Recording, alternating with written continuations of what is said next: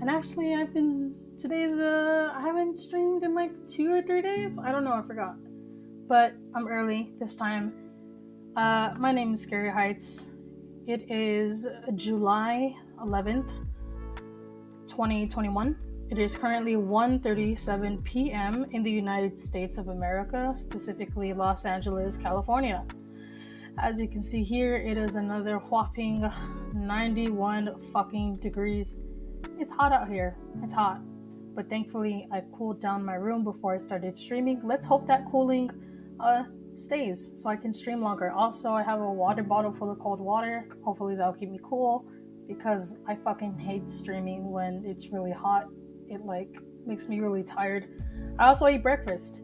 So that's a good thing. I'm feeling more, I don't know, I guess alive, more like a fucking human being, I guess is a better way to put it. Anyway, we have a lot of news today to cover. And I hear that Cpac is happening later today. I don't know, Daddy Trump, I guess, is gonna be fucking doing a speech later. I hope I catch it. I don't know where he's gonna do the speech at. I'm assuming Fox News is gonna live stream it. I mean, I hope they do because that'll make it easier to find. But if I miss it, I'm really sorry. But we have news, some news. I don't have a lot of things prepared. Slow news day, I guess, but I still wanted to stream nonetheless. First thing we're gonna look at is trigger warning. This. So I'm just gonna warn you now. This is gonna be very cringy. Yes, I pre-watched this because earlier today I was watching Hassan. He was watching this video and I was like, there's no way. Like I have to cover this on my stream too. Yes, I am stealing content. I don't care. But this shit's fucking crazy. It's a bunch of, I'm assuming a bunch of rich kids who are young conservatives on the rise. And that's always a great thing, right? Right? We love I'm just laughing because I'm just trying to remember pieces of the video that I saw and it's fucking great. I'll be quiet now. We're gonna watch this. Just so you know, it's very cringy. And I think these kids are going to Cpac.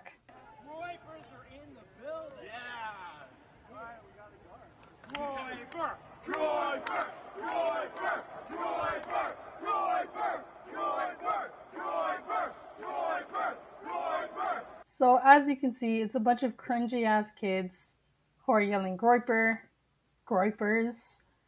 I didn't know about this term before. When I was watching this video earlier, I was not aware of the terminology that was used.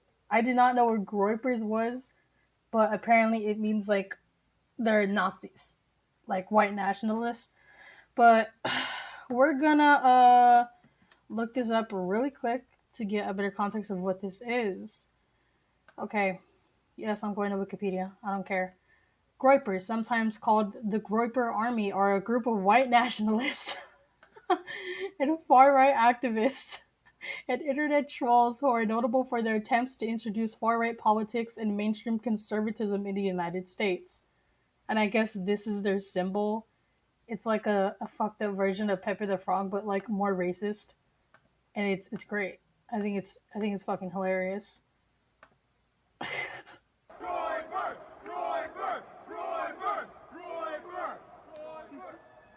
Bro. Bro, I'm sorry. These kids can't be older than like they're like 16, 17, 18, right? Like these kids are very young. They're around my age. If I'm pretty sure like more than half of them are exactly the same age that I am. They're very young. This is what real American patriots look like. Yeah, dude, real American patriots just like the Oh my god. What did he say? Hold on. Unchained. This is America. Did somebody in the background just say throw some color in there and throw the black woman into their crowd? Unchained.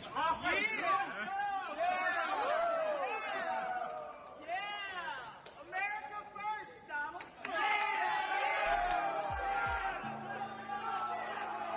Oh, it's so bad. It's so bad. Like I'm trying my best. Like I said, it's fucking cringy. It's like I want to die watching this. It's so bad.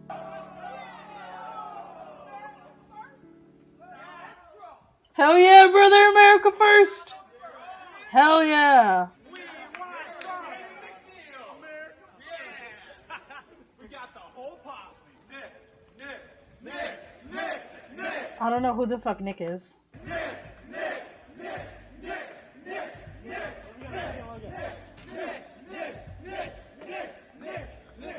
I don't even want to.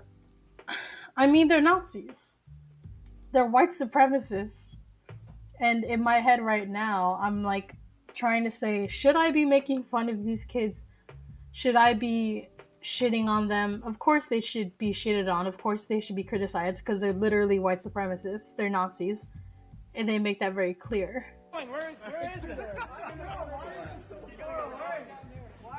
We're walking miles. This is going from HQ. Bro, this kid definitely gets his inspiration from like fucking Ted Cruz or some shit. So far. These kids, I'm sorry, they seem like a bunch of. Never mind, I'm not gonna say that. It's fucked up. Again, I don't ever like to bully people, even though last stream I was pretty out of pocket and I was yelling about a lot of conservative officials in office and I was kind of out of pocket and I'm kind of not okay with some of the things that I said. But I try not to make fun of people, even though it's very, very hard. But right now I'm feeling very, very chill and relaxed. So I guess I'm not mauling as much as I used to. Because right now I'm very chill and I'm not really hyper. Sorry, the beginning of our narcos journey. This is based? Yo, it's America first. Oh my god, the hand gestures. Why would he do that? Yo, it's America. Bro, you see this? The pointing gun in the and apparently I think like Hassan said this kid was like Hispanic. Half Hispanic or something. I don't know. That's okay, kid. First. Imagine being Hispanic and being a white nationalist. White boy summer. White boy summer. I'm sorry, these kids look like a bunch of outcasts. And they seem like they're obviously just doing this for attention. I have my theories that I'll talk about on why these kids are like this and other kids will be like this as well. Let's flipping go!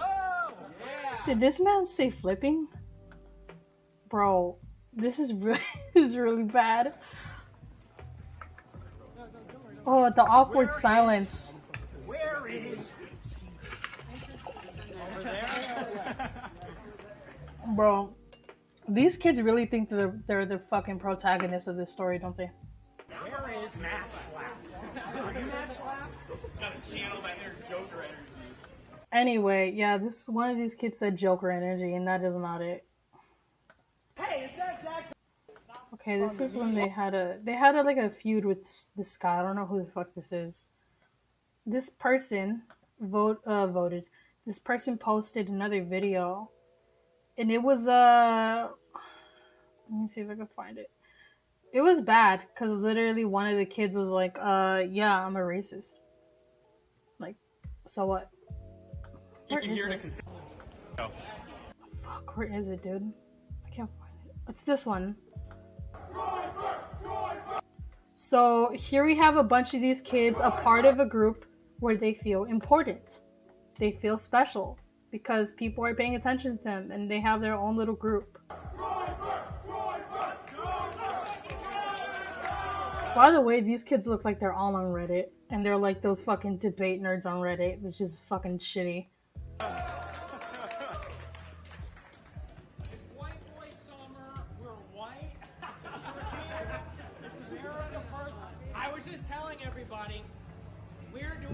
Conference at 5:00 p.m.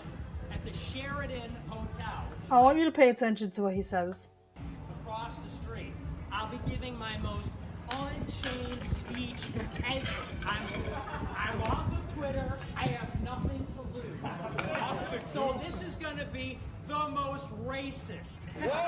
See, look, he said this is going to be the most racist. Immediate self-report. I mean, these kids are pretty blunt and honest about being racist, it being like anti-Semitic. Look,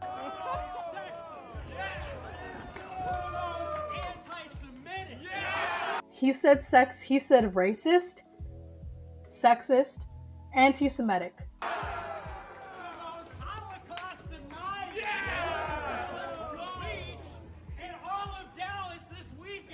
See again, a reminder: this kid's probably like 18 or 17, I think. These not these adults in the back, but at the other videos, these kids are very young conservatives who believe they're on the rise to with their intelligence and intellect on how to help to put the right wing political party.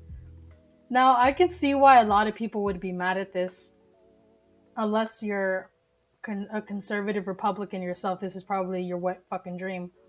But some people are like, oh, these kids are assholes, which they are. They're a bunch of racist, sexist people, young individuals. And I also believe they're very ignorant and stupid. So, again, I'm pretty chill right now, so that's why I'm not shitting on them as much as I would adults. Because, again, I try to remind myself that they're kids, and yes, it kind of seems weird because I myself am really almost the same age as they are. Like, I'm assuming these kids are 16, 17 years old. See? See, look at all these kids. They're very young.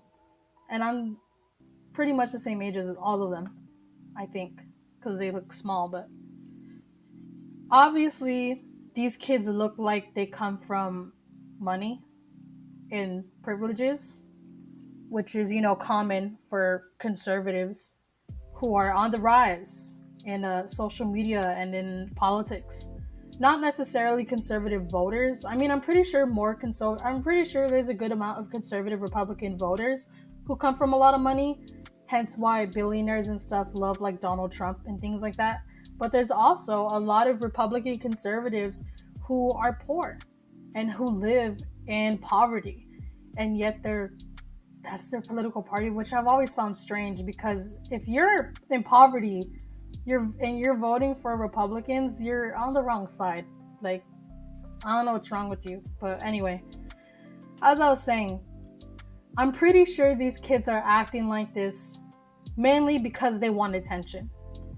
They want to be edgy, they want to be different, they want to be bold, and they want to feel special. A lot of people do that.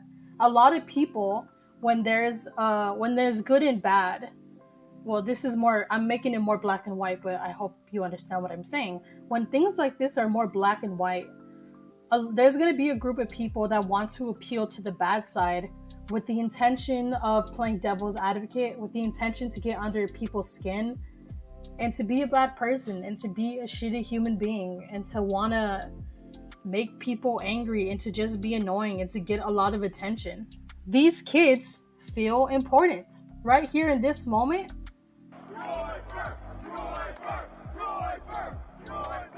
I wouldn't be surprised if these kids didn't have this group. They'd most likely be loners or really losers.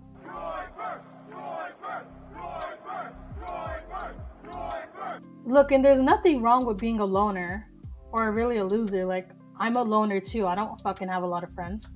But guess what? I'm not a white nationalist. I'm not a racist. I am not sexist. And I am not anti Semitic. You turn into this because of the product of your environment and who you choose to surround yourself around. And these kids are all surrounded by conservatives. I hope, the hope here is that they'll get older and they'll convert into more of a left-leaning mindset, because they're still young. They most likely don't know a lot of things about politics, which is what I'm gonna assume. These kids aren't really educated that much, and if they are, then they're pretty radical because of their views. I mean, these kids are exactly like fucking Marjorie Taylor Greene or like Matt Gaetz, and those people are in Congress. So why can't these kids do it, right? And I wouldn't be surprised if they grow up to be the next wave of conservative Republicans in this generation, which is, gross coming from a person in their exact same generation. And I'm not that either. But yeah, this was just getting a lot of traction this morning. It's very cringy. It's very they're weebs for racism. They're weebs and nerds for anti-Semitic ideologies and ideas, and they're conservative Republicans who are very fucking cringy. I'm not cringing as bad as I was before because I've gotten used to it, but it's pretty bad. Also, if you hear that noise, that's just water with ice. All right, but yeah, they look silly. They're very silly, and I like how they're wearing suits, trying to think that they're grown and trying to portray themselves as professionals and that there's something special when in reality they're not. At the end of the day, they're just another group of annoying, racist kids who admit that they're racist and admit that they're sexist and admit that they're anti Semitic and among other things, and they're white nationalists. They're just a bunch of group of internet trolls in the flesh, and they're annoying, and they want to do this to have power and to get attention and to feel special. That's it. That's it. When I look at really young people like this who are like love Donald Trump and stuff, I'm like, you don't actually, you just like him because you know that a lot of people hate him. So you choose to like him because that makes you feel special. That sets you apart from everyone else and you want to feel different. A lot of people do that, and it's fucking gross because at the end of the day, you're just burying your morality into the ground, and it's very gross and disgusting. But anyway, I'm done with these kids. These kids are pretty silly. Once again, I've never felt I've never felt more confident in my ability to bully a group of people until I saw this. Yeah. Again, these kids look like they'd be bullied in school. They look like they got hurt. Or they were just loners again, like I said earlier. But that's all I have on that. I'm moving away from that, and we're gonna move on to the actual news. So I spent like way too long on that, on those kids. So I'm gonna move on. We're gonna talk about Donald Trump, Daddy Trump. Because why? Because I don't know. Trump is fucking insane. Obviously, Trump on January 6th insurrection. These people were these were great people. As we can see by that title, the former president has not learned a damn thing, or he's very ignorant and stubborn. So it makes sense. I'm not surprised that he'd say this. I'm not at all surprised. I'm pretty sure everyone could expect some crazy shit like this from Donald Trump all the time. The former president described the participants as loving and patriotic, and said Democrats could be blamed for any violence. Yeah, dude, it's not like Republican conservatives didn't just storm the fucking Capitol. That never happened. They're strong patriots. Former President Donald Trump on Sunday widely praised those who attended the January 6th rally that preceded the insurrection at the Capitol, repeatedly using the word love to describe the tone of the event. Bro, what? Okay, he's delusional, but it's most likely that he knows that they did wrong, but he's obviously appealing to his base. Obviously. Echoing the rhetoric about the 2017 white supremacist rally in Charlottesville, which I think I forgot where that was. Trump said, "These were graceful people. These were great people." Yeah. You guys remember that? When Trump straight up looked at fucking other white nationalists and was like, "Bro, these people are fucking awesome, dude. The great people." I love the KKK. Speaking on Sunday morning, blah, blah, blah, blah, on Fox News channel, he also said the rally participants were patriots, that some of them were unjustly arrested and jailed, and that a woman who was shot and killed by a law enforcement during the insurrection was a great hero. Yeah, if you don't remember, at the Capitol, there was this woman who was, I don't remember what she was doing. She was doing something to a police officer, and the officer just shot her in the chest and she died.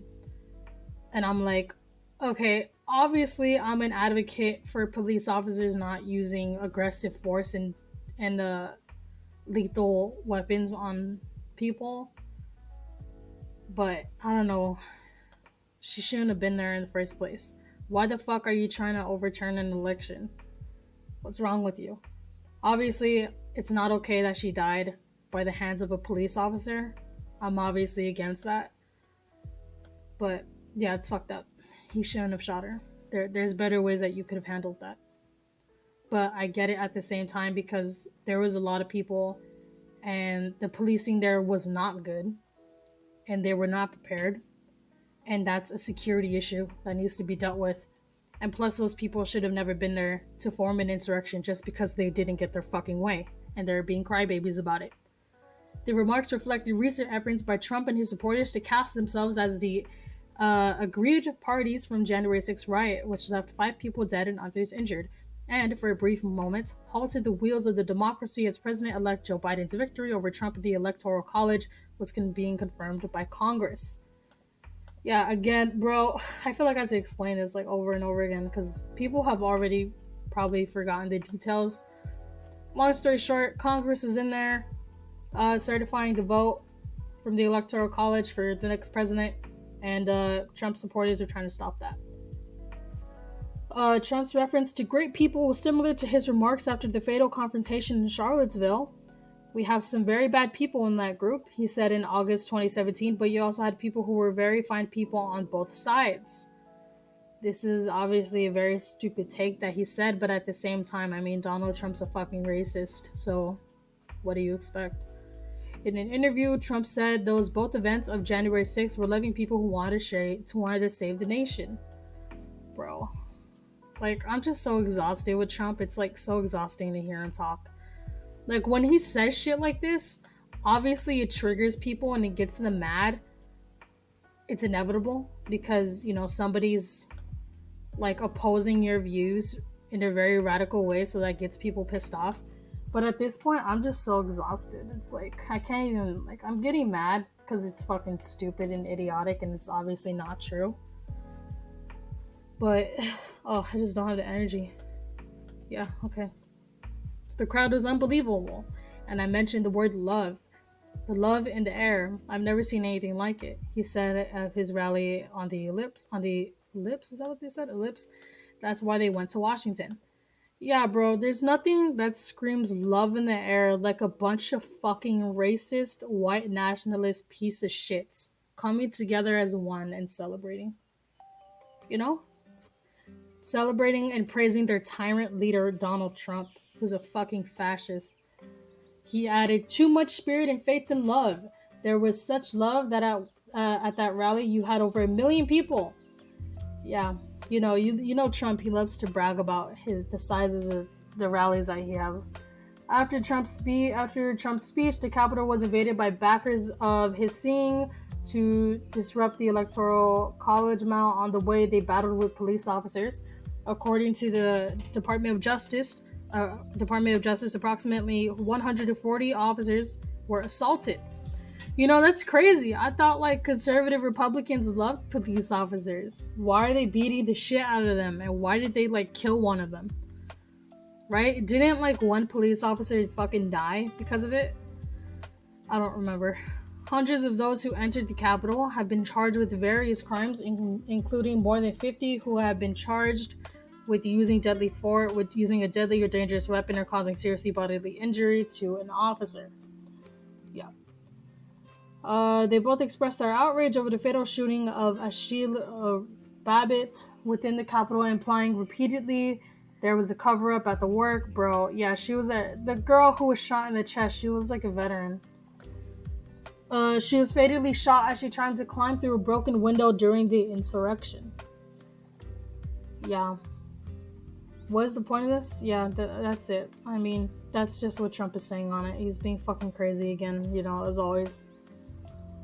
There was no repercussions that there were on the other side. It was the biggest story in the country. Who shot her? People want to know and why. Bro, again, I don't agree with the officers shooting people, okay? But then again, it's not just I do that with Trump supporters. I don't think police officers should be fucking shooting anybody. I don't think people should be owning guns in this country in the first place. Ugh, that's my lib take, right? A wonderful woman was fatally shot on January 6th as she tried to climb out of a broken window. I mean, I'm pretty sure she wasn't a wonderful woman, but go off. Look, if you're a Trump supporter, I'm not gonna assume that you're a wonderful person. I'm just gonna automatically assume that you're a pretty shitty person and you're a fucking asshole. But just because you're a fucking asshole and you're a really shitty person, I don't think that means you deserve to die. That's pretty crazy. Referring to his remarks in the crowd before they stormed the Capitol as a very mild-mannered speech, Trump also suggested that the blame for any violence that day would be placed on House Speaker Nancy Pelosi and other Democrats because they didn't have the potential for violence seriously. They are the ones that were responsible.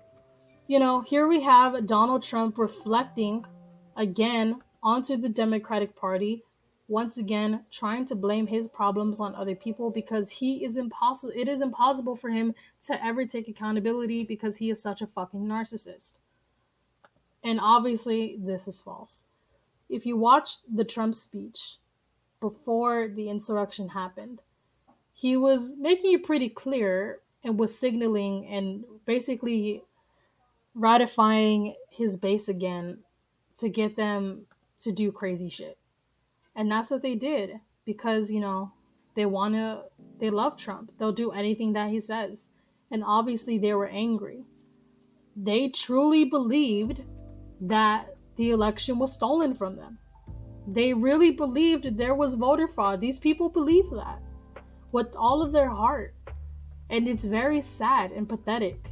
And, obviously they're fucking weird for thinking that. But at the same time, they were fed this false narrative by the person that they love the most, Donald Trump, along with other people that they like, with the other fucking Republican assholes who were continuing this narrative to these people and got them gratified and made them worse and made them angry. And then they fucking stormed the Capitol because they didn't get their way. And they were crybabies. That's it. But obviously the storming of the Capitol was awful. But I'm done with Trump's fucking thoughts on that. I'm gonna move on. I'm gonna move on to another piece of shit, which is Donald Trump Jr. Last time I was looking at he did a speech at Cpac the other day and I was watching it. It was pretty great.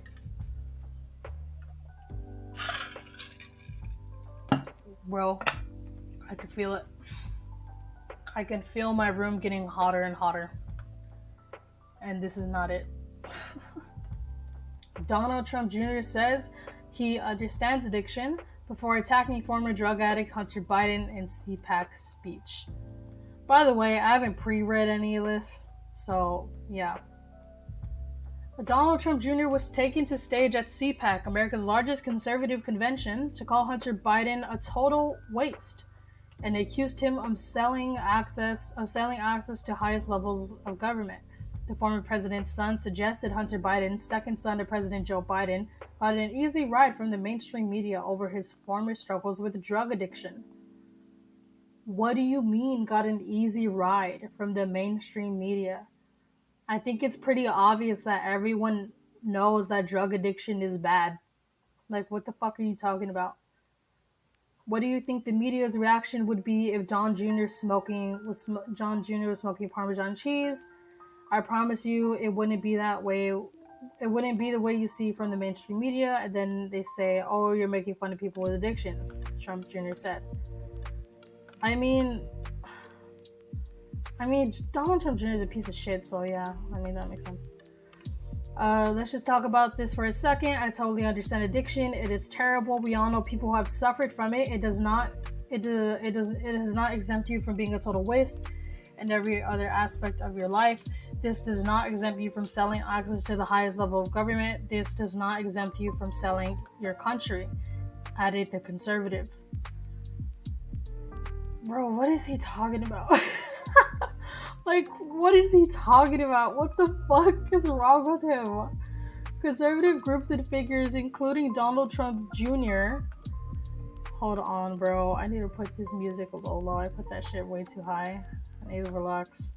Donald Trump Jr. and his father have repeatedly alleged that Hunter Biden used his father's influence to support his business and dealings.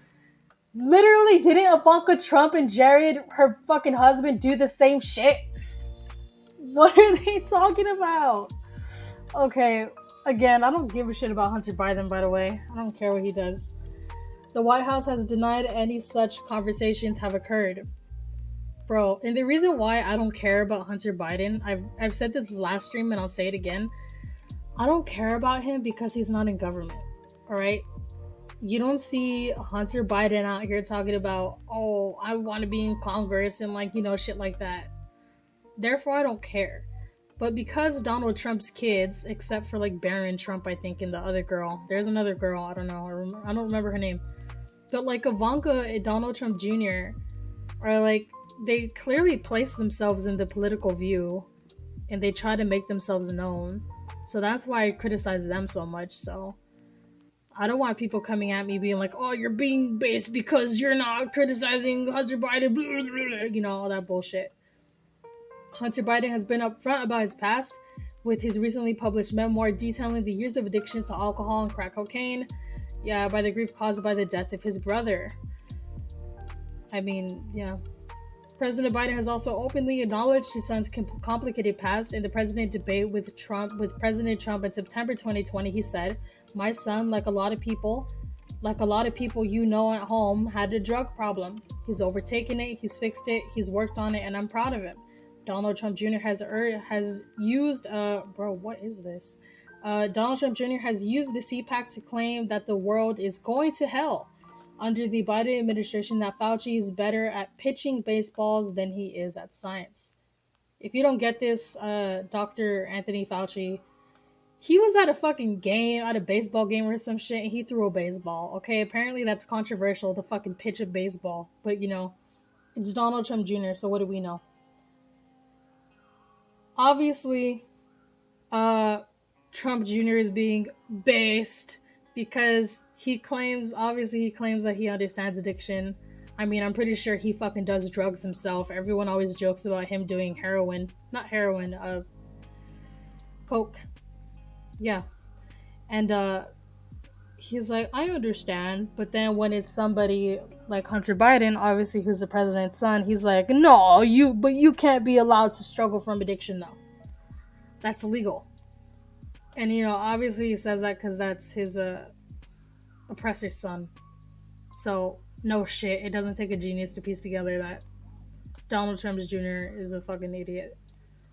And, again, I believe Donald Trump Jr. is just a kid who never got love from his daddy and wants to be just like his daddy and wants to get some attention. That's basically what most conservatives are. They just want attention because, they're narcissists. Anyway, I'm going to move on away from this. That was pretty short.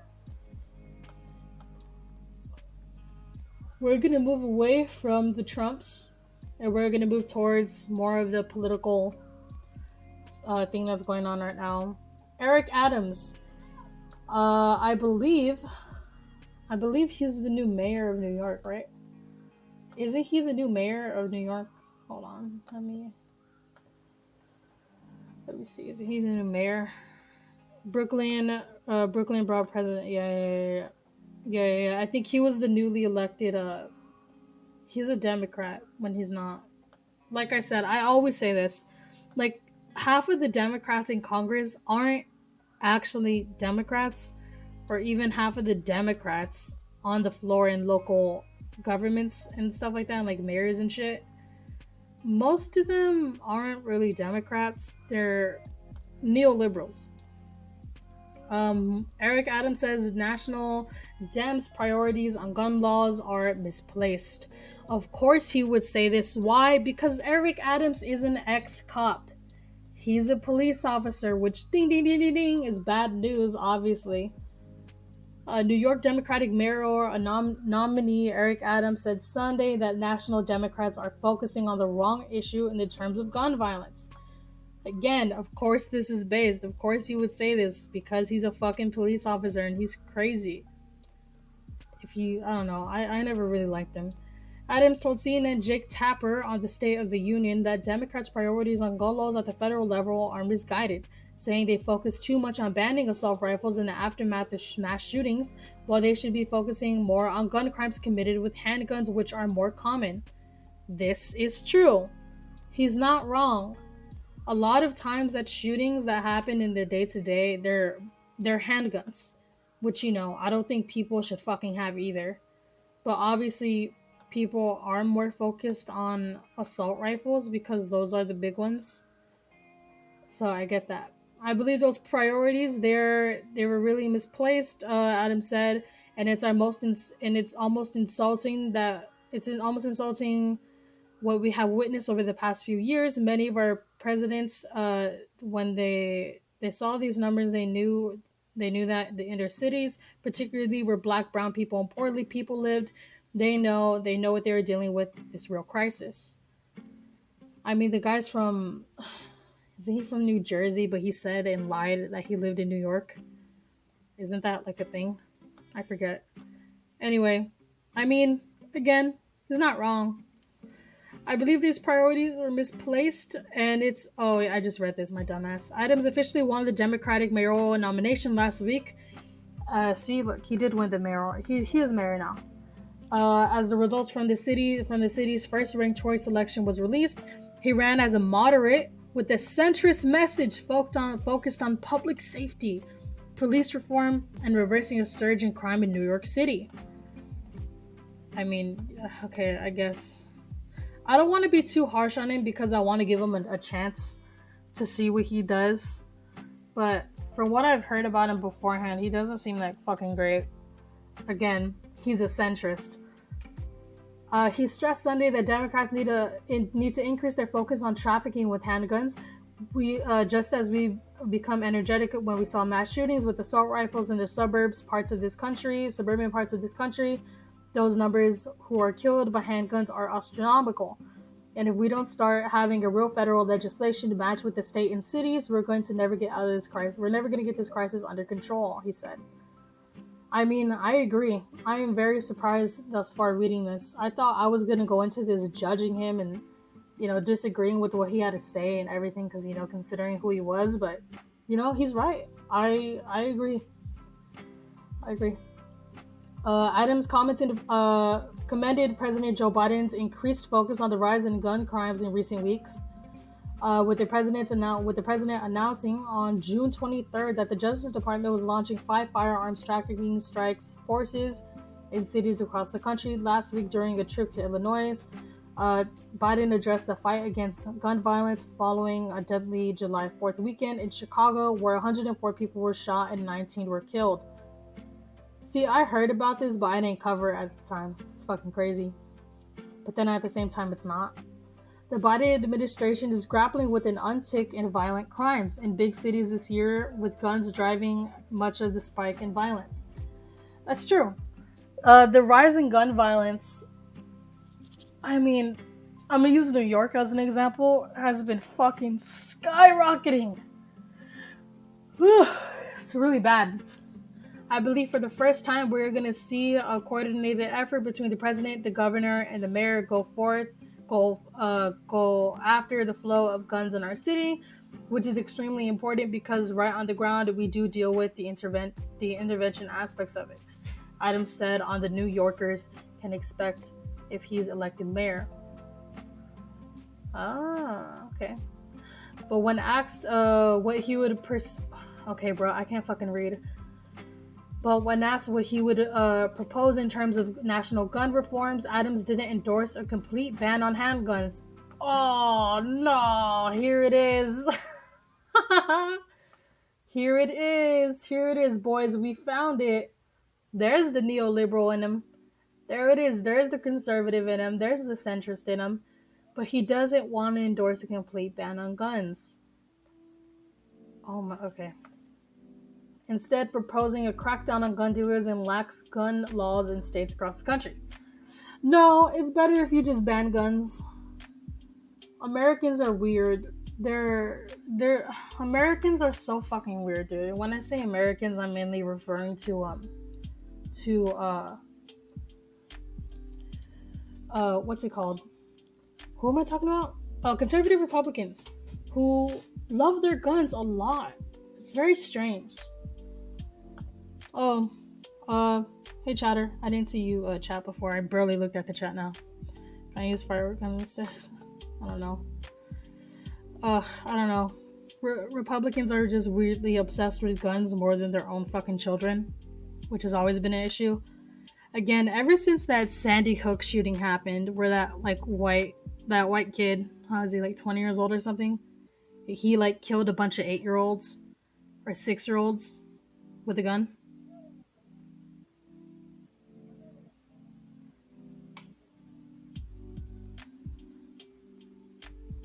It's not okay for what? It's not okay to say that about people with different views from me. I can understand both sides. Yeah, okay, man. It's fucking weird. Guns shouldn't be allowed in this country. They're killing too many people. And if you don't want to ban guns, at least put gun reform on it, all right? In Texas, you can carry a fucking gun without a permit, all right? It's fucking crazy. People are dying, mainly not from assault rifles. Assault rifles are mainly used in like mass shootings at schools or malls or something. But handguns is what people kill each other with all the time in like big cities like New York or Los Angeles. Gun reform is a huge issue with a lot of people who are mainly conservative or Republican.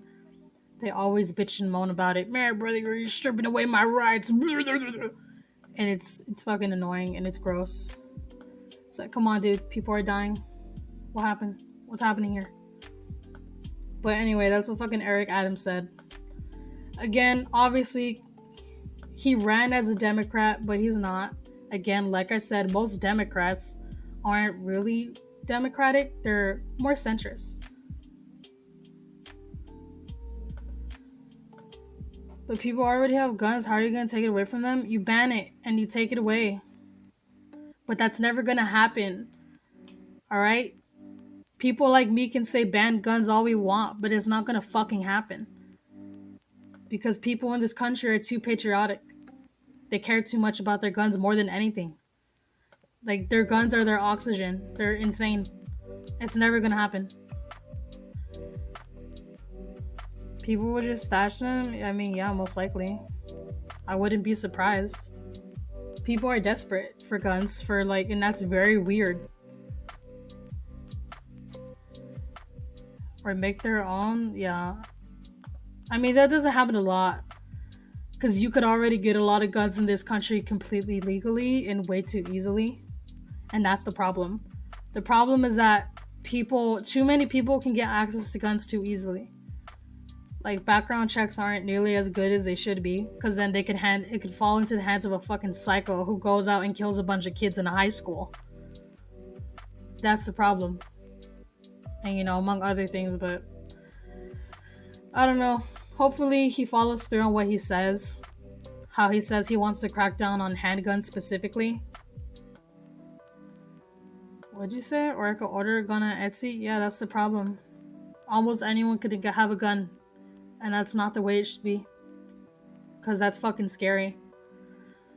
I don't know. Anyway, I'm done with this. I'm done talking about this. I'm moving on. I'm moving on to Kamala Harris, who I don't like. But you know what? Again, she's just another centrist fucking Democrat. Even though more left-leaning people don't even like Kamala Harris in the first place. Ugh. What did she do? Oh, she's an ex-cop. And she put a lot of fucking black people in jail. Specifically black men for weed charges. Right? She's weird and she's not anti, but she doesn't like immigrants. And she was like, don't come. Do not come. Do not. I don't know what this is about. Kamala Harris is slammed for insulting claim rural communities can't photocopy IDs. Okay, here we go. What should the comment? We didn't just say she don't want to come to Trump. No, the do not come was from she went to Guatemala to talk about the border crisis that she is ahead of. Fucking Joe Biden put her head of the immigration issue, which I think is very stupid because I don't think she knows anything about immigration. But he put her there, and to help solve this immigration crisis, she went to Guatemala and she told the citizens there to not come. She said, don't cross the border, don't come here. And I'm like, girl, how the fuck are you gonna go to somebody else's home where people are dying and their home country is horrendous and living in horrible, unlivable conditions and tell them not to come? Why did she say not to come? Because she doesn't want immigrants coming to the United States, even though their homeland is fucking awful and they have no other choice. And they're dying. And their families are at risk of dying also. And she was like, do not come. Do not come. I covered it a while back, a couple fucking streams ago. I don't remember how long ago she said it. I think she had another excuse. I don't know. Democrats don't like immigration either. Same as Republicans. They're the same way. Like, they'd like to pretend, but that's the reality of the situation. Vice President Kamala Harris was criticized on Twitter after suggesting it may be almost impossible for people living in rural communities to make photocopies of their IDs. The vice president has made remarks during an interview for Bet News. Harris told O'Brien that she asked the President Joe Biden to lead his administration efforts to protect voting rights because the issue is so fundamental. Asked if she would possibly support compromising on voter ID laws, I read that weird, Harris replied, I don't think that we should underestimate what that could mean. Because in some people's minds, that means, well, you're gonna have to go to blah blah blah blah or photocopy your ID to send it to prove who you are. Well, there are a whole lot of people, especially who live in rural communities, who don't have there's no blah blah blah or office max near them. Bro, what? This is her argument? Okay. Harris continued, people have to understand when we're talking about voter ID laws, be clear about who you have in mind and who and what should be required of them to prove who they are. Of course, people have to prove who they are, but not in the only way it makes it impossible for them to prove who they are. I get what she means. I mean, when you vote, if you're a first-time voter, you have to fill out an application there. You have to give your home address, your phone number, your full name. Alright, they already have information on you. Voter ID is just weird. For what? Like, why are you creating extra steps? Like, it's so weird. Like, voter ID laws are fucking obviously weird. And I don't think they're appropriate. Because it's just, like, why are you making it harder for people to vote? Just leave it alone. Let people vote. And if you're one of those people who think people fucking overturned the election and like believe like people were committing fraudulent voting, brother, well, you're crazy. You're a crazy person. You're weird. Get some help. Like, come on now. Some people on Twitter took to mock of Harris's claims, saying they had no difficulties making photocopies despite living in rural communities. I live on top of a mountain, or blah blah blah blah blah. What exactly are rural communities, though? He said mountains? I mean, he said he lives in... Oh, out here! I don't think... I mean, obviously, it will be difficult for people living out on farms and shit to get their IDs and to get copies of it, because they live out in the middle of fucking nowhere! But at the same time, I don't think that's really... I think it's mainly towards people who live in poverty. Blah blah blah blah, and I could photocopy my ID. I mean, I do while moonshine, blah. Okay, bro, we get it. You're a fucking Chad. Thank you. Chris Barron's, who, yeah, I just read that. Brian Fisher, who the fuck cares about Brian Fisher? Harris's claim is insulting and untrue, he added. Bottom line, Kamala, you need to start forgetting all about the 2024 before Democrats do it for you. Jack Schneider, I think that's what that says, who does communications for Representative Michelle Fishbach, a Minnesota Republican, wrote, I grew up in a rural community without an Office Max or a Kinko's, and I managed to successfully make photocopies of things on many occasions. Yeah, dude, good for you. How long ago was that? Like 20 fucking 30 years ago? Thanks. Thank you. Who is this person? Jack Schneider. I think that's how you say it, right? Who are you? Who is this person? They have to be older. It's like, bro, thank you for giving us your insight from like fucking 30, 20 years ago. You realize times change, right? Like, people move on. Like, change exists, which sadly Republican conservatives are fucking afraid of. Other cities indeed included Republican lawmakers that live in a rural community, and I am perfectly capable of operating a copy machine, Kamala tweeted Colorado Representative Lauren Boebert. I don't know how to read that. Yeah, she's getting shit on. Texas Senator Ted Cruz, bro, again, why the fuck are you listening to what Ted Cruz has to say? Like, these people... Bro, Ted Cruz, that little weasel, you're gonna listen to him?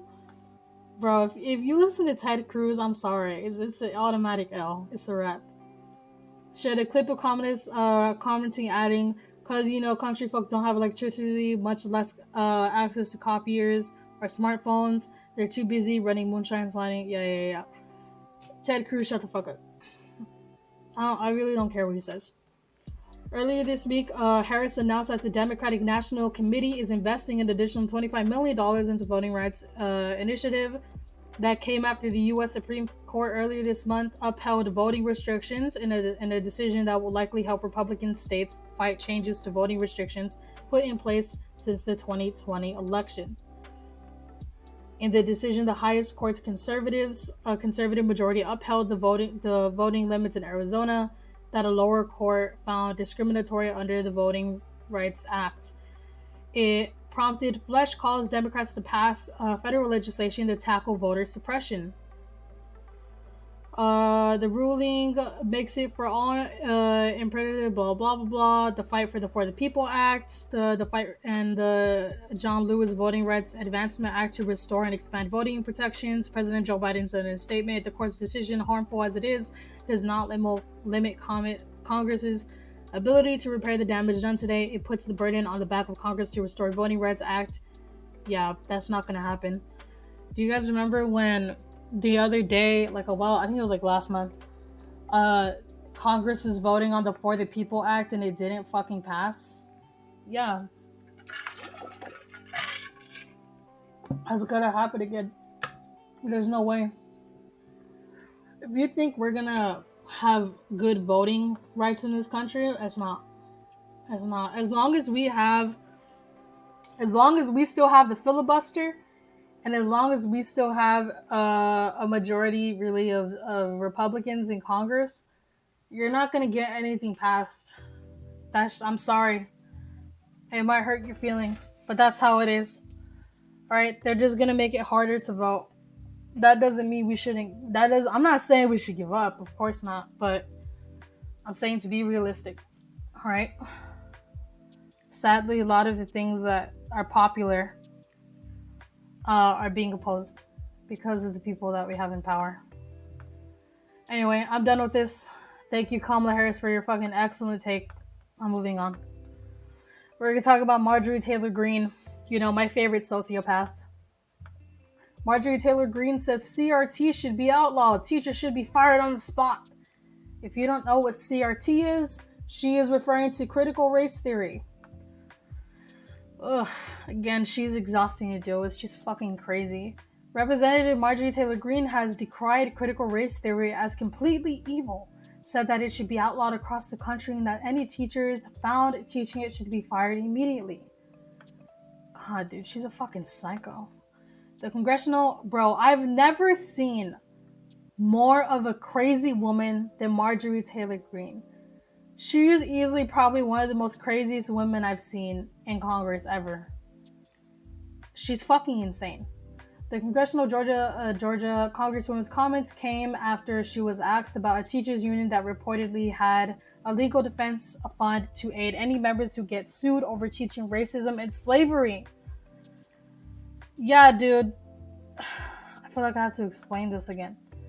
The critical race theory, for those people who do not know what the critical race theory is, Long story short, the critical race theory is when teachers in school teach their students about slavery and about segregation and Jim Crow laws and systemic racism that exist in this country. Because, we had a thing called slavery back in the day that was happening for over 400 years and suppressed black people for fucking hundreds of years. And, even after that, we had segregation and Jim Crow laws, didn't allow black people to vote, pushed them into poverty, didn't pay them livable wages as much as white people, things like that happened. And people, conservative Republicans like Marjorie Taylor Greene, believe that's bad and you shouldn't teach that to students because they think it's evil. Yeah, dude, teaching the next generation about the brutal history of the United States of America is evil. Again, these people are patriotic fucks who don't want people to oppose their own country. What happened to free speech? What happened to that? I thought people were allowed to think whatever the fuck they wanted. What happened to that? I'm not allowed to dislike my own country? That's suddenly a fucking crime? God, these people are fucking crazy. Anyway, critical race theory examines through history through the lens of racism and argues that racism is ingrained in U.S. law and institutions because it is. But many conservatives have denounced this theory as devised. Bro, you're gonna tell me racism isn't ingrained in the U.S. law and institutions? Literally in the Constitution, they had to fucking make a new amendment to allow black people to vote. Are you stupid? They made actual laws that didn't allow black people to have rights. What do you mean? These are the same people that look at like Hitler and the Holocaust and is like, that didn't happen. These people are Holocaust deniers and they're like, yeah, the Holocaust didn't happen. What Hitler did was cool and the Holocaust wasn't that bad. Even though over 6 billion Jews were fucking exterminated by Hitler and other Nazis. Yeah, dude, that didn't happen though.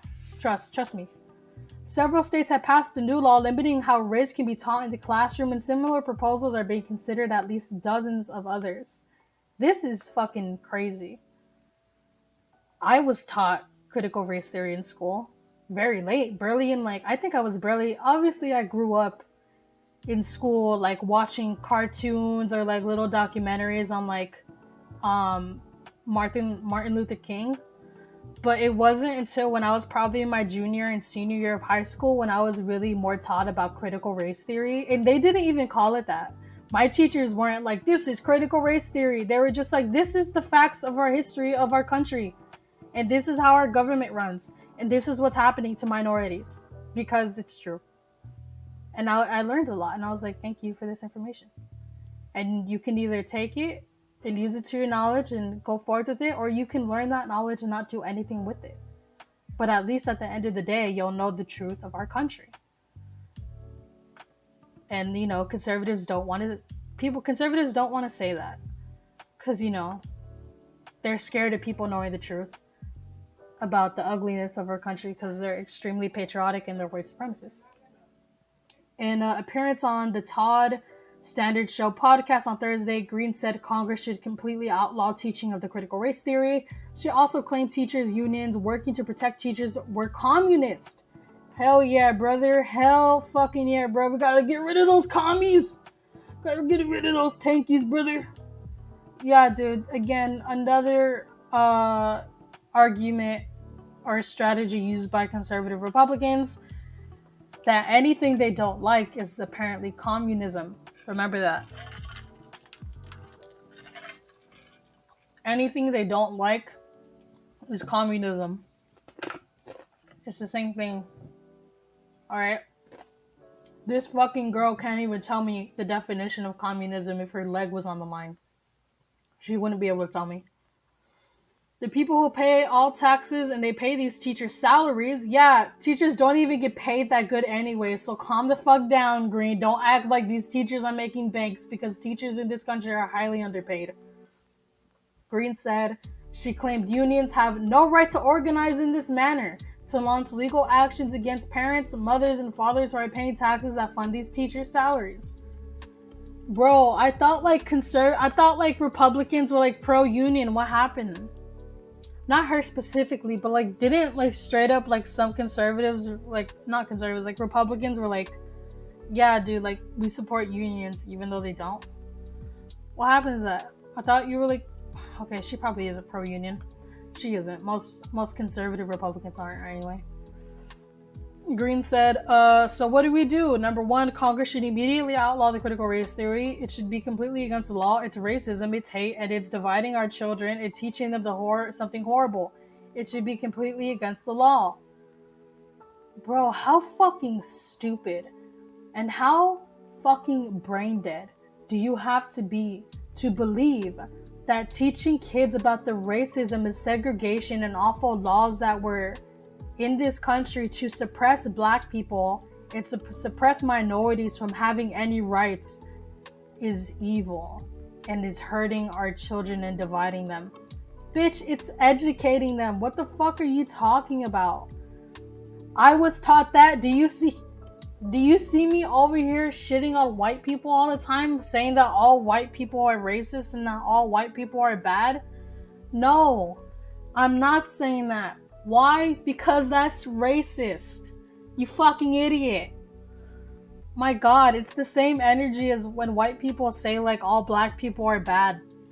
Like, yeah, you're a racist piece of shit. And if you're saying all white people are bad and all white people are evil and Nazis, you're fucking weird and you're a racist too. You're no better. Alright? She added, then secondly, we would like to disband these communist teachers' unions that want to organize, raise money to file lawsuits against parents who are paying the taxes that pay these teachers' salaries. Third, what we have to do is to be able to fire any teacher on the spot immediately if they are found teaching the critical race theory. Bro, this seems very fascist. This right here is like very fascist energy. What the fuck? And I'm serious about that. I'm sick and tired of Republican leaders and Republicans and leaders who won't take action and end something and not allow it to happen. We've got to end it where it's starting, and that means right now. Bro, she's fucking crazy. Again, this is the lady who said that wearing a mask is the same thing as being in the Holocaust. Let that sink in. Again, I will always mention that because she's fucking insane. She's crazy. She's a crazy person. She straight up said that wearing a mask is the same thing as being in the Holocaust. She's insane. So if you're gonna listen to this lady, you're crazy. Don't take advice from this woman. She's insane. She says crazy shit like this all the time. These people, they're heroes, and they've actually taken back control of what these communist teachers unions, yeah, again, using the other word communism to scare people. And they're truly doing the job of being a parent, which is loving your child and protecting them from evil, and what critical race theory is completely evil. Yeah, dude, okay. Green doubled down on the comments in a poll that found 78% of voters believe it is important for children to learn traditional values in school, which means that the most of the tax dollars that fund education and pay teacher salaries, so teach traditional values, or we have to defund teachers and salaries that refuse. Problems are easy to solve when we start firing people. Yeah, dude, let's defund schools. As if the school system in this country isn't already fucking horrendous and dog shit. Yeah, dude, let's take away even more money from schools and education that is being provided free to students in all public schools across America. Yeah, let's get rid of that. Because that seems like a good idea. You know, fuck our kids. Earlier this week, the president of the American Federation of Teachers told the Associated Press that the union has added $2.5 million to its existing legal defense fund to defend any members who get in trouble for teaching honest history. Oh my god, dude. Okay. Added that the critical race theory is mostly taught in universities, not in elementary or middle school or high schools. Exactly. Like I said, me personally, this is me using my personal experience, I grew up in the Black and Mexican and Hispanic area. Alright? I grew up around a lot of Black people, a lot of Mexicans, and a lot of Hispanics. Okay? And in our community, we went to largely Black schools who had only really Black teachers and or Hispanic teachers or Latino teachers. We were never taught this. We weren't taught the critical race theory, even though I think we probably should have. But not when you're like in first grade. We just watched like cartoons on, again, we just watched cartoons on like Martin Luther King. That was really it. I didn't even learn about Malcolm X. I didn't learn about James Baldwin. I didn't learn about any of those guys. I really just learned about like Rosa Parks, Ruby Bridges, that's her name, right?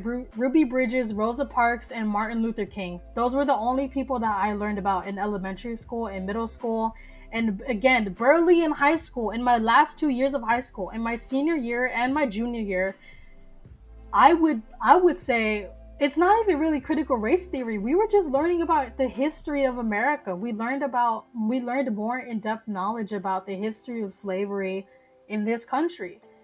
And we learned more about plantation owners and how white men in government passed a lot of laws to limit the abilities for black people to have rights in this country.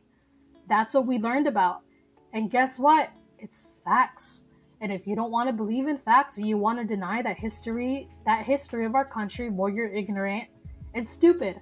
I'm sorry if it hurts your feelings to know that America isn't the great glorious country you once thought it was, or if you're a white supremacist. All right? Too bad. All right? Fucking cry me a river. Okay? And that conservatives are trying to limit teaching accurate history about race and discrimination. Teaching the truth is not radical or wrong. Distorting history and threatening educators for teaching the truth is what is truly radical and wrong.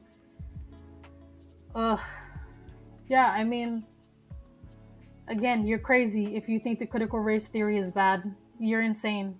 You're not well. You need help, all right? Slavery did happen. There is embedded systemic racism in this country, and there still is. All right? And that's the truth. And if you can't accept that, that's too bad. Sucks to suck. I'm moving on away from this. I'm moving on to Los Angeles. All right, my city where I come from. Obviously, it's very well known that there is a huge homelessness problem in Los Angeles. From homelessness to homicides, Garcetti leaves LA with unfinished business. If you don't know who Garcetti is, I think he was the mayor of LA. I forget. I don't even know. Yeah, for Los Angeles Mayor Eric Garcetti, there is so much unfinished business. If you don't know what's happening, I should say former mayor, I think. He is now going to be an ambassador, I think, for India. I don't know. Basically, he's going to leave his job to work more with foreign policy, I think. All right? I don't remember everything in the news, okay? Homelessness, incompetence have taken hold throughout the city. Even though hundreds of millions of dollars have gone towards shelter and low-income housing, transit ridership has been declining for years, despite billions of dollars devoted to the new rail construction. And while city leaders are looking to rework the duties of Los Angeles Police Department, moving away from armed forces responses to certain calls, they're also contending with the surge of homicides and gun violence. It seems like that gun violence happening in fucking New York isn't only happening in New York. It seems like it's also happening in Los Angeles. Like I said, gun violence is on the rise in the big cities. Interesting. The person who succeeds Garcetti as mayor will have to confront these issues and decide whether to embrace the departing mayor's current agenda or chart a different course. Given the public dissatisfaction with homelessness, crime, and public transit in the city right now, it's almost certain that several candidates who run for mayor in June 2022 will promise change, said political consultant Dermot Givens. In the short term, any replacement of Garcetti will be less likely to rock the boat, Givens said. To the appointed by the council, they will have to promise they're not going to make waves or create interference for the upcoming campaign. President Joe Biden said Friday that he tapped Garcetti to leave as the U.S. ambassador to India. Yeah, I was right. He's going to be the U.S. ambassador to India, a position that requires a U.S. senator confirmation. How much more Garcetti could have accomplished over the next 18 months when his term is scheduled to end is a subject of debate. Jesus, all right. Garcetti allies say his biggest initiatives expanding the country's transit system, transitioning away from fossil fuels and building permanent housing for homelessness Angelenos, who were making it, who were going to take several years to execute, going well beyond two first terms in office. They also argue that key pieces of his agenda are already complete, such as increases to LA's minimum wage and the recent renegotiation of the city employment contracts with significantly cuts costs. Yeah. Whether Garcetti's work is viewed as finished or unfinished, a new mayor could chart a completely different course, replacing his department heads, choosing different crop voters, volunteer city commissions, and pursuing different strategies for addressing the city's biggest problems. Garcetti's replacement could also have a different take on the role of the city government. Though he spoke frequently during this tenure in taking City Hall back to basics, Garcetti pushed the city's agenda out of their comfort zone during the COVID-19 pandemic, assigning them duties that were not a part of their core mission. A mayor opened free COVID-19 testing sites through the country's, through the, bro, I can't fucking read. County government on City Hall is responsible for healthcare. He had librarians and other city employees serve as contract tracers and he helps turn some of LA's most recognizable spots, including Dodger Stadium, into a major vaccination site. That's true. I had family members go to Dodger Stadium to get tested for COVID. Bro, those lines were fucking crazy. But they got it done. It will be interesting to see whether a new interim mayor will be as willing to draw outside the lines as Garcetti has been, and so said sociology and American studies professor Manuel Pastor, who directs the Equinity Research Institute at USC. Addressing homelessness. As Los Angeles emerges from the COVID-19 pandemic, its most pressing issue by far is homelessness.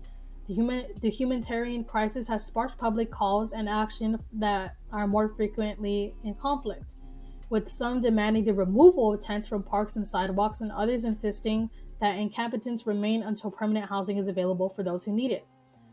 Yeah, this reminds me of what they did in Texas. I think it was Austin, Texas. No, it wasn't Austin, Texas. It was somewhere in Texas where Republicans voted to remove the homeless people who were there on the streets, who had their tents up, because they're homeless and they don't have anywhere else to fucking go. And they kicked them out, which I think is awful and, inhumane, not treating them like they're human beings. The people who are saying to just get rid of the homeless people and not to help them, you're fucking crazy. You're also a shitty person. That's a human being, that's a person. But if you're a conservative Republican, I'm pretty sure you don't care about other people. I think, as well as many other people, they should stay there until permanent housing is provided to them. Because being a decent person, that's kind of what you do for other people. Garcetti pledged nearly $1 billion for homelessness initiatives in his budget, with Governor Gavin Newsom calling for billions more statewide. Yeah, I remember when Gavin did that. I agree. That money can make this more critical movement for homelessness in Los Angeles in nearly 40 years. Says Gary Blasi, professor of law at USC. Blasi fears that much of those funds could be spent on temporary measures to make homelessness inhabitants less visible while failing to address the root of the problem. This is a time of treacherous potential that could easily be squandered chasing short-term political gain. That's true. That's very true. Fucking Democrats and Republicans do that shit all the time. Literally. Over the past year, Garcetti has attended ribbon cuttings for new shelters, tiny home projects, and affording housing build with funding from Proposition HHH and the $1.2 billion bond measure he endorsed in 2016. He also had been grappling with the federal judge's recent order to get people off Skid Row, which is now on appeal. Yeah, I remember when this was happening. If you want to see how I covered this, it was fucking a lot of streams ago. I forgot. Judge David Carter has chided, I think that's how you say that, Garcetti from concentrating HHH funds so heavily on permanent housing with social services, which has been expensive and slow to build. The criticism has cast a pass of uncertainty over the city's strategy for combating the crisis, said Adam Greenland, executive director of Southern California ASSN for nonprofit housing, which represents developers of affordable housing. The debate is still turning into zero to sum game between housing and immediate shelter. Greenland said, "We have to do both." By August, city officials expected to have opened more than 6,400 beds for homeless people, motel rooms, overnight parking, and other facilities over a 14-month period. Meanwhile, housing advocates have begun strategizing about what happens if the city runs out of HHH money, which will only serve a fraction of the city's homelessness population. One big idea discussed in the new voter-approved tax, said Tommy Newman, vice president of the United Way of Greater LA. The next mayor will have to decide whether to support a strategy, Newman said, and that for ways for building permanent housing, for permanent homeless housing that are less expensive. It's the right time to have a debate. We have to keep investing in affordable housing. That way we've been doing it, or blah blah blah, or we finding ways to reducing costs and building it faster. Obviously, getting a band-aid on homelessness is not going to solve anything. Obviously, it's common sense to dig into the root of the problem and fix it. But again, there's a lot of politicians in power that just do stuff for popularity and for political gain, which is sad, but it's true. Do I believe Garcetti is doing that? I don't think so. I mean, I would like not to think so, but I mean, who knows? Garcetti also has been facing questions about his future Metro Police and Transportation Authority, where he served repeatedly as chairman and controls four of the board's 13 seats. Metro is one of the biggest of construction boom, building new rail lines in downtown Los Angeles, on the west side and elsewhere, paid for part Measure M, the transportation tax Grady championed in 2016. Yet, Metro also struggling with declining ridership. The new agency saw weekend day, blah blah blah blah. Yeah. I get it. Blah. Yeah, I'm getting bored. Remaking the LAPD. While Metro is grappling on whether to go fare-free, the Los Angeles Police Department is facing far more urgent demands for change in the wake of the George Floyd murder.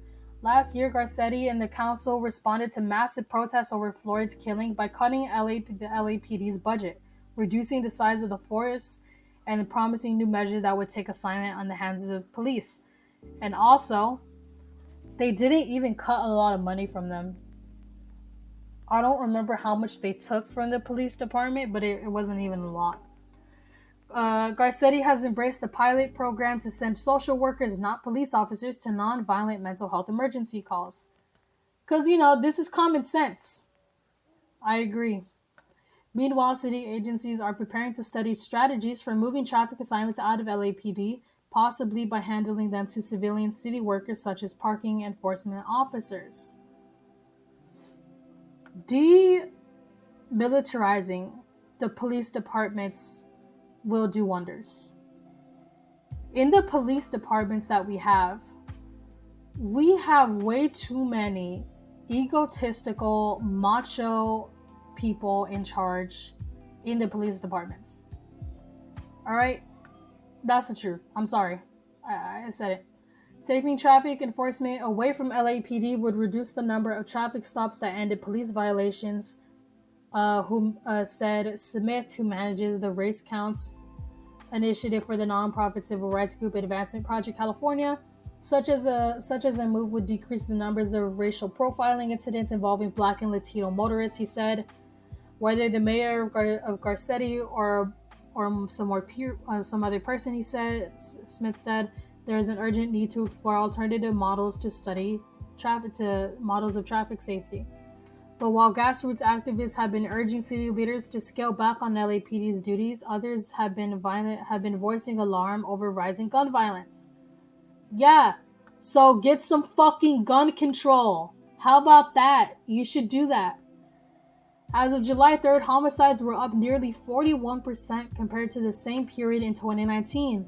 The last year without COVID-19, according to LAPD statistics, the number of shooting victims was up nearly 40% over the time frame. And what do you think is to blame? Easy access to guns, all right, among other fucking reasons that I'm not going to list because I'm too tired. Adjunct professor at the UCLA Lungson School of Public Affairs said she fears the surging gun violence could spark a public backlash against the community policy programs it partners with gang intervention workers. Bro, police officers who work with gang violent situations don't give a fuck, okay? They don't do anything. I'm sorry. What terrifies me is what people say. Crime is increasing. We got to stop this. She said, "We'll go back to the bad days of command and control policy." Exactly. Just because gun violence is on the rise doesn't mean we can start further militarizing our police departments. That is not the answer. And if you think that's the answer, you need some education. The next mayor, interim or otherwise, will face calls to rethink city spending priorities and invest more in heavily marginalized communities. Shifting priority, bro. How long is it? Okay, I'm almost done with it. Okay. The new city's budget sets aside $35 million to keep Angelos from slipping into homelessness, and even more for a citywide guaranteed income pilot program, which will aid families on the brink of poverty, according to the mayor. These investments are largely made possible by wide fall of pandemic relief from the federal government, which runs out next year. The next mayor will have to decide whether or not to keep those programs going, and if so, pay for them without that federal money, said Ken, coordinator for the Stop LAPD Spying Correlation. Ken's group has long called for big cuts of LAPD, which proceeds going towards housing, childcare, and other social services. What exactly are the priorities of the city, he asked. Does the city want to keep a police state and a police out of their way of all these problems? Former City Councilman Mike Hernandez believes a shift in priorities is already underway, with the city's elected leaders putting more money into aid to immigrants, working class renters, and those who are homeless. The mayor and council said, confronting the reality of blah, blah, blah, blah. Look, here's what I think, which probably doesn't matter, but I'm going to say it anyway because I want to. We need to have more gun reform in this country. We need to do what New York's doing, where they want to do a crackdown on guns, specifically handguns, and I also believe it should be assault rifles in Los Angeles, in like Los Angeles County. And also, that doesn't mean that we should be giving more money to LAPD because, trust me, they don't need it. We should still be funding and putting that money towards homelessness and towards things like that. That was just listed right here. We're trying to basically create environments that are welcoming to everybody, he said, and it's going to cost a lot of money. But in the long run, it will have great benefits for us and the next generation of people that live in Los Angeles, right? This is an investment. Not only is this all an investment, but it's an investment for us too in our present, and it's also an investment for people who live here in the future. All right? This isn't a bad thing. All right? Hopefully it goes to plan. Hopefully the new mayor won't be dog shit, but honestly, I will not have high hopes. It can just be another Republican or a Democrat who claims they're a Democrat, but they're actually more of a centrist and a Republican. I don't have high hopes for this. We're gonna move on. I'm gonna see if anything's happening on Twitter really fast.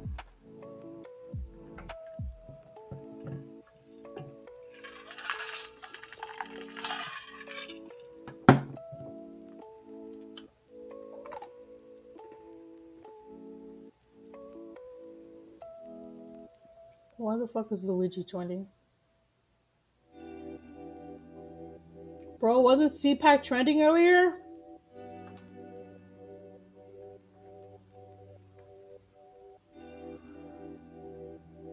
Wasn't Cpac trending?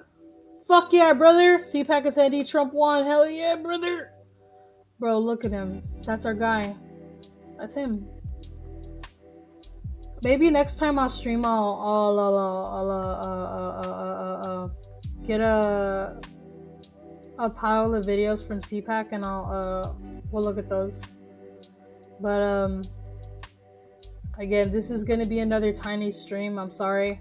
I did all I could. It's fucking hot as shit in here. I'm sweating. And I'm gonna end it here. Another tiny stream. Thank you all so much for watching. And I'll see you next time I stream. We'll cover more news. I don't know. I don't have a schedule yet still. I'm sorry. And I'll see you next time. Bye.